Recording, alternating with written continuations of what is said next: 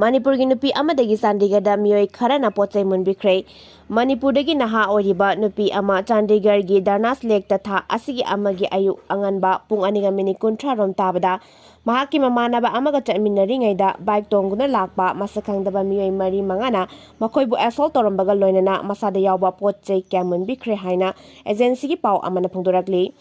Manipur dagi nupi asi mahaka chatminariba mamanaba aduga Chandigarh makoi animak thabak tawduna leibani makoina dadu majra tamna chatpagi lambida number plate yaudaba motorcycle ani tonguna lakpa miyoi mari manga aduna makoigi lambi thatuna thamlaga mafam aduda violent oiba moongda nupa aduda hana fu cheiba tawrakki thawdok aduna nupa adu makhuteke amasung atopa mafam kayada asok apan nangke thawdok adugi matangda police thangalakhiba complaint ta Manipur dagi Chandigarh thabak tawna leiba nupi adugi mobile phone amasung cross body bag masak khangdaba miyoi sing aduna munduna pukhre hairi bag aduda mahaki maruiba document kya galonena firon kya su yauke mahakas aminariba nupa adugi su mobile phone amade bag munduna puke thawdok adugi matangda police na FIR ama register tawre hairi China da Chikungunya virus ki case lising tare lom thengnakre China gi Guangdong province ta mamang thadagi hauduna Chikungunya virus ki case pak sana thengnarakki baga loinana hojik phawada virus asina nahanba miyoi lising tare ki mathakta thengnare hairi China lengangna laina asidagi ngakthoknabagi damak COVID-19 license ki matamda laukhatpa section thorang aduga chap manana thorang kya laukhatkre hairi province adu da leiba Fusan city na hojik phawada laina asi khwaidagi naraba city ama oiri Kangdagi sandokpa laiset asi ngakthoknabagi damak laina asna nariba miyoi sing mayumda lehenbagi muhutta hospital singda layengbagi thabak chathari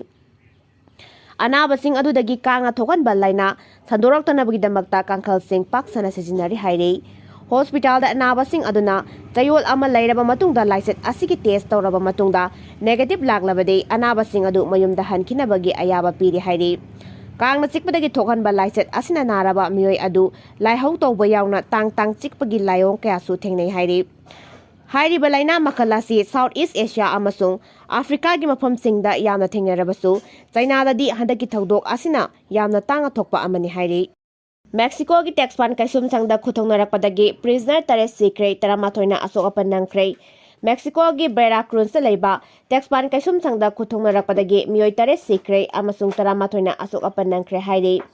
Khama press ki report amada khuthongnarakpagi thawdok adu kaisum sang adu da leiriba phadok sing amasung criminal gang group sombra gi marakta thongnakhibani hairi Veracruz State Public Security Department ke makaidagi phongdorakpa warol amada kaisum sangda leiriba phadok khupu sing aduda gang khurpuk ama oiriba Group Sombragi mihu singna ot naiba amasung tathi tawoina tawbagi thawdok tholakpadagi nakal anigi marakta khuthongnakhibani hairi